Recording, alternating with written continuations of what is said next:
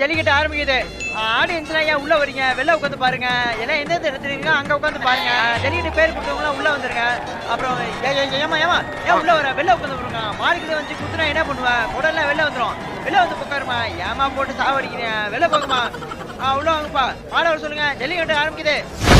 இந்த மாடை பார்த்தீங்கன்னா மதுரை கிழக்கு பகுதியிலேருந்து வந்திருக்கு. போன வருஷம் நல்லா சூப்பராக வெற்றி பெற்றிருக்கு. இந்த இடம் இந்த மாட்டை யார் பிடிக்கிறாங்களோ அவங்களுக்கு 1 கிராம் கோல்டு காயின் வழங்கப்படுறதா இருக்கு. வெற்றி பெற்ற அன்னைக்கு வந்து பறிச்சு போயிடும்.